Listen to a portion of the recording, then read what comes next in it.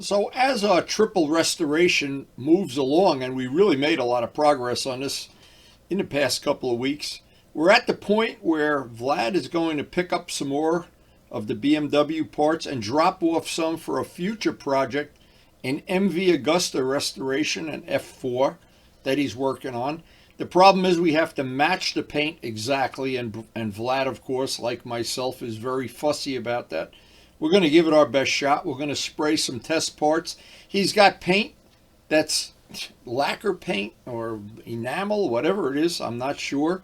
And he's got some water-based paint.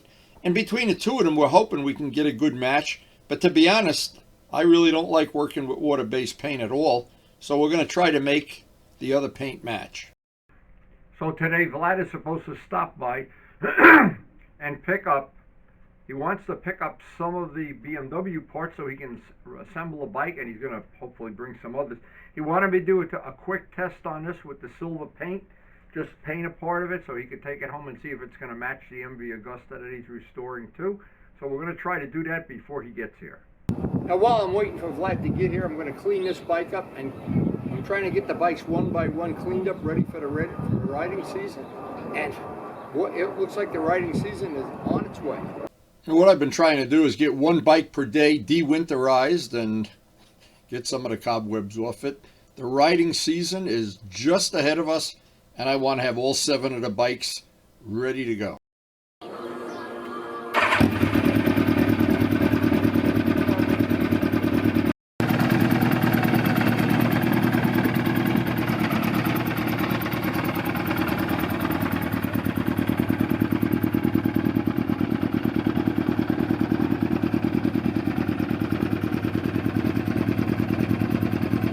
So Vlad took home most of the BMW projects of the parts that were final cleared and dropped off the MV Augusta one side fairing that we're going to try to make some matching paint.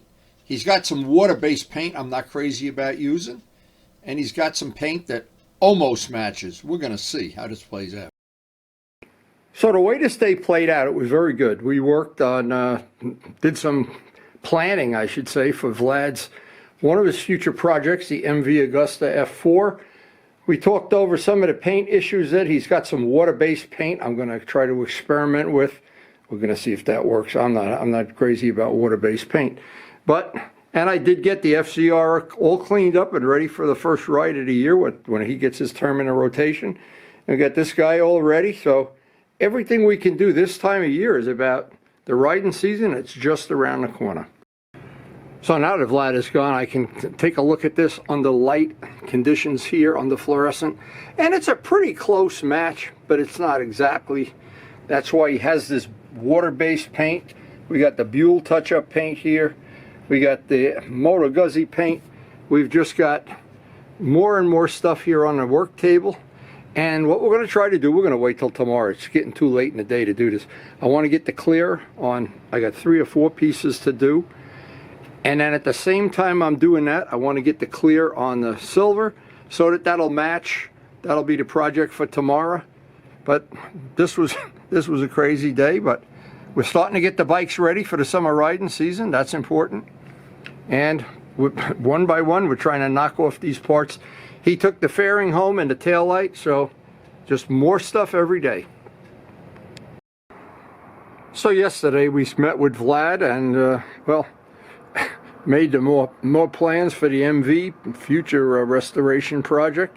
We have some paint to test today, and we want to get the clear on the Buell. Now we're going to have our coffee at this time of the year. We start to have our coffee and breakfast out on our porch, and we'll get busy. So as we start off every day feeding our pet birds that come here every day for free seeds, of course, our fish are just coming out of hibernation right now. They're starting to eat every day. And that's always a sign that summer is on the way, spring is on the way. And they're like me, the hungrier they get, they just keep eating. It's amazing how much these fish can eat. But anyway, we love our fish. And we want to get the clear on this. I want to get this, once I put clear on this part, I'll be able to see if I'm even close to matching that silver on the MV Augusta. And Again, this is in the eye of the beholder, so you have to look at it under fluorescent light, sunlight. It's got to have the clear on it before you can make that decision. Anyway, we're going to try to do that today. It's a wonderful day. We look like we've hit a beautiful day. We're using Gavco Clear 7701 and always the fast hardener. So I always wipe the parts down thoroughly with Sikkens M600 or Prep Wall, any degreaser, then dry them with a clean paper towel, back and forth. Final thing, get everything wiped down with a tack cloth before we're getting ready to go out there and paint. It looks like a fabulous day for painting.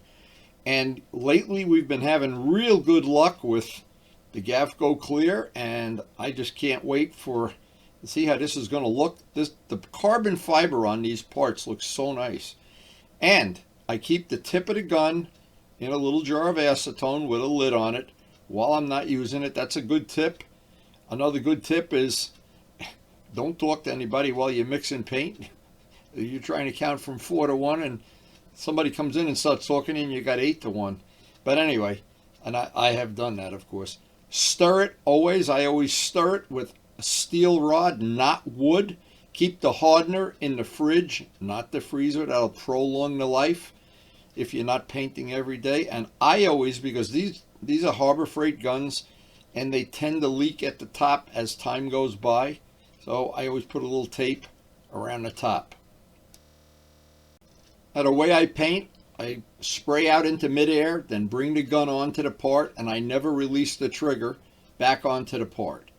If I'm going to release the trigger, I'll take the gun off the part and release it. And that minimizes the amount of nibs and nubs you get in the paint to a certain degree. And under some conditions, like the weather today is just perfect. So what I'm doing is I have the gun way down on pressure, and way down it's like a giant airbrush, and I'm just going over and over and over.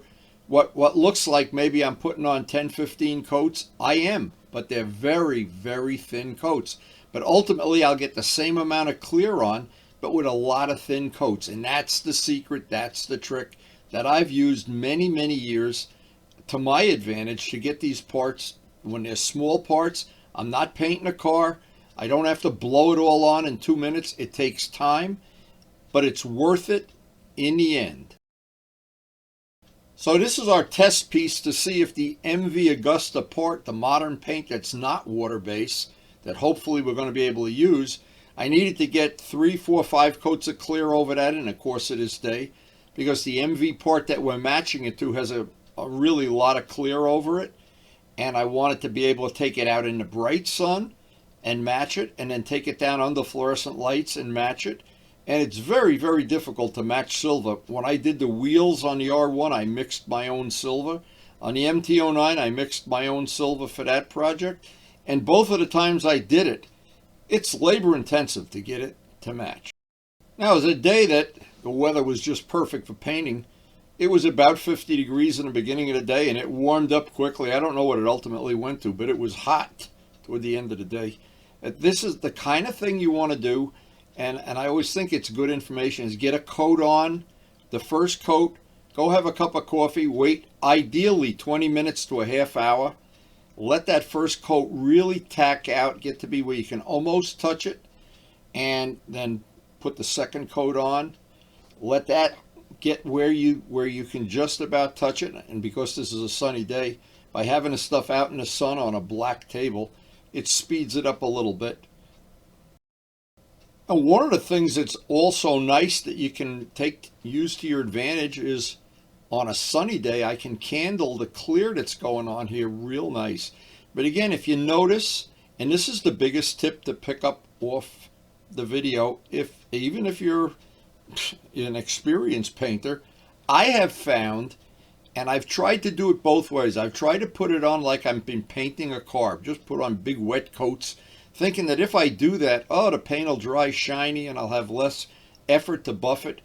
And to me, that's not even worth trying, because this part, when I sand it, all of the parts that I do, and I do them all outdoors, they have to be sanded with 2000 grit or 1500 or some sandpaper, and then buffed with some kind of compound like 8065.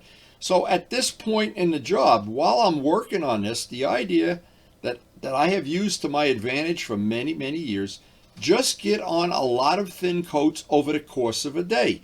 You can't put them on in a half an hour. Basically, to get one coat on, and you look at this looks like one coat. You notice I haven't even taken my hand off the trigger. I wanted to put this on so you could see how this worked out. But it's very thin coats, very, very thin coats. And you would be amazed if, when people look at this, I know people have told me, you're putting on 15 coats, 20 coats, this and that. Yes, but they're thin coats. And several people commented to me, Paul, for instance, that he's now using nothing but this technique for doing his paint work. And I know he knows what he's doing.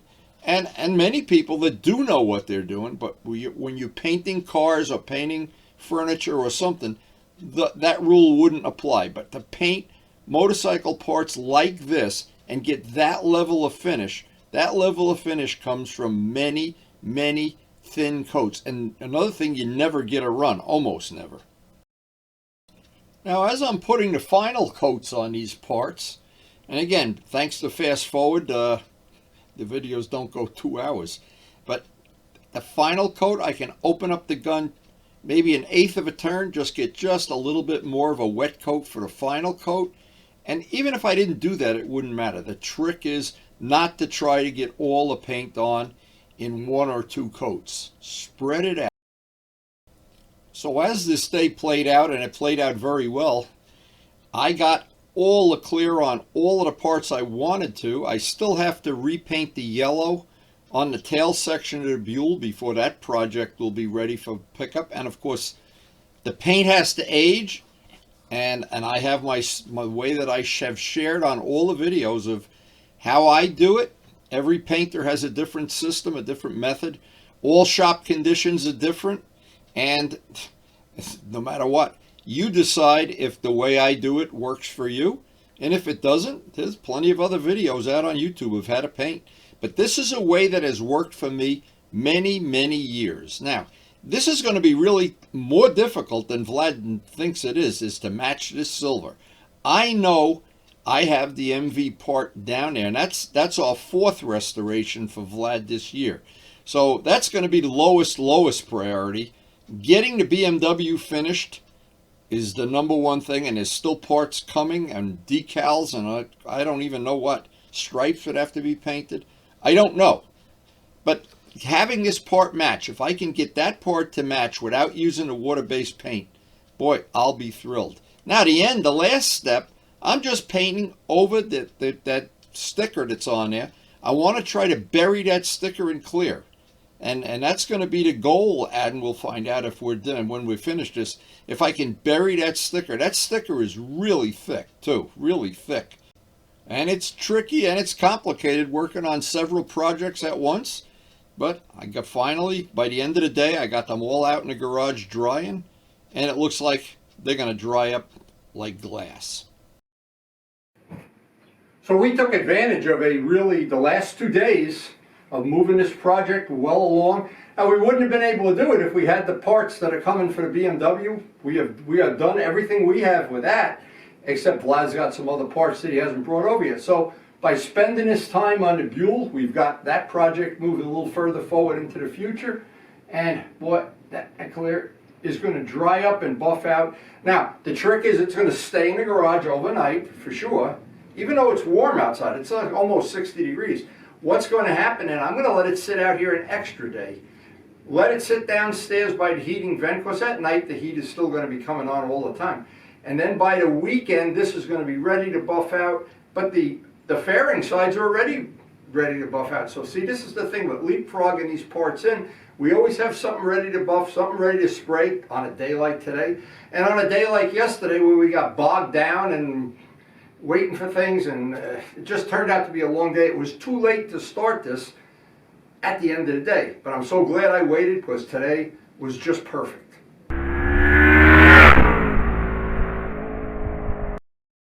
So all of the work that we do in the shop, if you've never seen any windy videos before, the idea of the video channel is to share information. We do several restorations almost every year. Some years we've only done 1 or 2. This year it looks like we're going to be doing 4. I don't know. Vlad keeps finding these parts like pulling them out of his hat. I don't know. But anyway, we will be doing them one at a time. I share the information that I've learned over 60 plus years of painting, and you can decide for yourself if that way works for you. If that information is useful for you, I'm very happy. And I've heard from so many people that have been able to paint their own motorcycle or their own wheels, or who knows, just enjoyed motorcycling more.